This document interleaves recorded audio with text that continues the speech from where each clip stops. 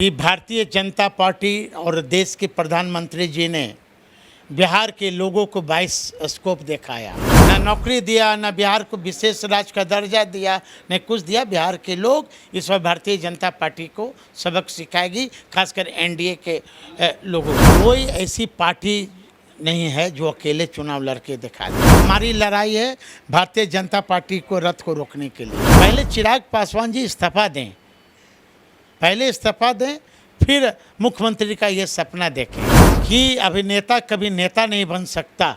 2025 चुनावी साल है और ऐसे में चुनावी साल के दंगल में बिहार की राजनीति के दो बड़े महायोद्धा आमने सामने होंगे।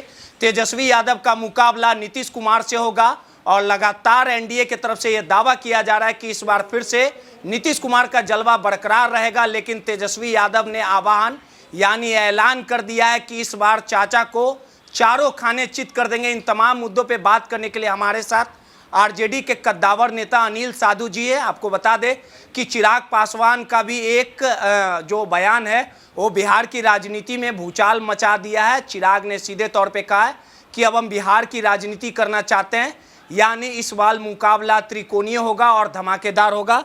साधु जी, 2025 के दंगल में जब तेजस्वी, चिराग और नीतीश आमने सामने भिड़ेंगे, कौन किस पे भारी पड़ेगा और आखिर क्या कारण है कि चिराग किसके सहमत का खेल खेलने वाले? क्योंकि 2020 के चुनाव में भाजपा के ही कहने पे अपने उम्मीदवार को उतारने का काम किए थे, तो ये माना जाए कि जेडीयू को फिर से बर्बाद करने के लिए भाजपा ने एक बड़ी रणनीति जो है वो चल दी है। और इसका असर कितना तेजस्वी यादव पे पड़ेगा?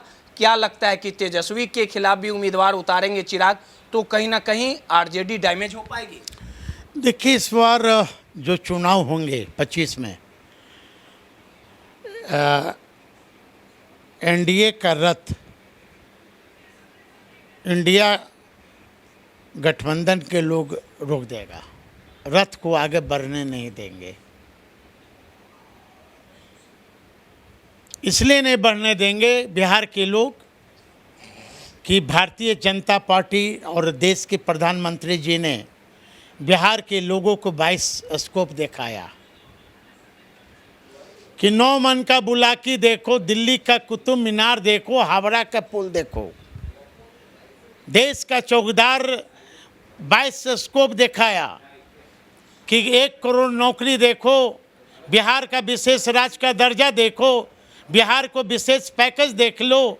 लेकिन इन्होंने न नौकरी दिया, न बिहार को विशेष राज्य का दर्जा दिया, न कुछ दिया। बिहार के लोग इस बार भारतीय जनता पार्टी को सबक सिखाएगी, खासकर एनडीए के लोगों को। लेकिन सवाल उठना लाजमी है, तेजस्वी और नीतीश में सीधा मुकाबला होगा, लेकिन कहीं ना कहीं चिराग जो है उनका भी बढ़ते समय के साथ कद भी बढ़ा है। लगातार 2024 के लोकसभा चुनाव में अच्छा प्रदर्शन करने का काम किया।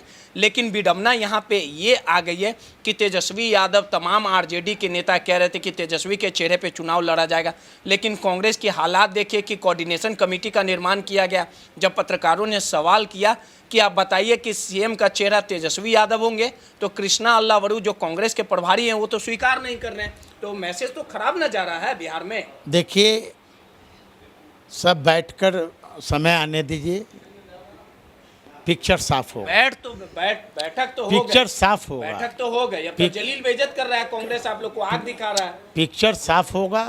कोई ऐसी पार्टी नहीं है जो अकेले चुनाव लड़के दिखा दे, कोई ऐसी पार्टी नहीं है। कांग्रेस जलील बेइज्जत कर रहा है कोई ऐसी पार्टी। ये हमारी लड़ाई अभी किसी से नहीं, हमारी लड़ाई है भारतीय जनता पार्टी को रथ को रोकने के लिए। हमारी लड़ाई है। हम लोग जितने भी हम लोग छोटी बड़ी पार्टी हैं, सब हम लोग मंथन कर रहे हैं, हमारे नेता मंथन कर रहे हैं और सब कोई मिलकर भारतीय जनता पार्टी की सरकार यहाँ रोकने से हम लोग रोकेंगे, उनकी सरकार नहीं बने। लेकिन आपके साले जो हैं चिराग जी या उनके नेता लोग जो हैं, पार्टी के नेता लोग सीधे तौर पे बड़े आरोप लगा रहे हैं आपके नेता पे कि नौवीं फेल है, वो क्या सरकार चला पाएंगे, भ्रष्टाचारी है, 90 के दशक में अपराध आतंक चलता था। देखिए, तो कुछ को क्या जवाब दीजिएगा? कुछ लोग का जमीर साथ जग गया है कि बिहार के लोगों ने बुलाया है। जो व्यक्ति ये शब्द बोल रहे हैं, क्या वो पहले पाकिस्तान की राजनीति करते थे? पाकिस्तान में करते थे क्या? 2 बार एमपी हैं, रहे अभी हैं वो, कह रहे हैं बिहार के लोगों ने बुलाया भाई, हैं? पूछिए ना। जमीर स्वर्गीय रामविलास पासवान जी जब अटल बिहारी वाजपेयी जिस समय देश के प्रधानमंत्री थे, रामविलास पासवान जी को उन्होंने मुख्यमंत्री का ऑफर दिया था। चिराग पासवान जी रोकने का काम किए। पासवान जी को इन्होंने कहा कि आपको बिहार की राजनीति नहीं करना, आपको केंद्र की राजनीति करना है। तब फिर चिराग पासवान की जमीर कैसे जग गई? इस्तीफा देंगे?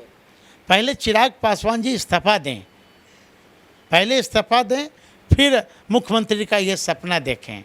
क्योंकि जिस तरह भारतीय जनता पार्टी के डिप्टी सीएम विजय कुमार सिन्हा जी का जो संकेत कल आया कि अभिनेता कभी नेता नहीं बन सकता, सोना के चम्मच लेकर जो ये वो भी नहीं नेता बनने, मुख्यमंत्री का जो सपना देख रहे हैं, विजय सिन्हा जी का स्पष्ट रूप से ये कहना था कि मेरे अंगने में तुम्हारा क्या काम है। भारतीय जनता पार्टी के एक बगल कहीं से एक सीएम बिहार आते हैं और वो अशोक सम्राट चौधरी जी को मुख्यमंत्री का एक सवाल का जवाब समझा दीजिए कि आखिर क्या जो अधूरा टास्क था जो भाजपा ने चिराग पासवान का इस्तेमाल किया था जेडीयू को कमज़ोर करने में, आंकड़ों की बाजीगरी में कम करने के लिए, तो 2020 वाला टास्क जो है वो चिराग 2025 में करने आ रहे हैं।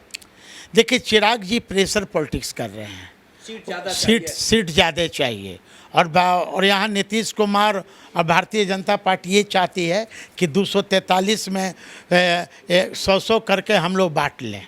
कौन जीतेगा, साला की नेता आपका? अब ये तो समय आने दीजिए। तो आप किसके साथ हैं? आप कंफर्म? मैं अपने नेता के साथ हूँ। साला टिकट कंफर्म क्या करना है भाई? टिकट नहीं दिया, साला बोलेगा कि आ जाइए हम टिकट दे देते तो चले जाइए। ये भाई हमारी विचारधारा, चिराग पासवान जी से हमारी कोई व्यक्तिगत लड़ाई थोड़े है। चिराग हमारे हैं, रिश्तेदार हैं, लेकिन हमारी लड़ाई तो रिश्तेदार नहीं मान। नहीं, ऐसा थोड़े। हमारी लड़ाई विचारधारा की लड़ाई है। चलिए, सीधे तौर पे 2025 की जब लड़ाई होगी, कौन किसे परास्त करेगा, कौन किस पे भारी पड़ेगा, ये तो आने वाला समय ही बताएगा।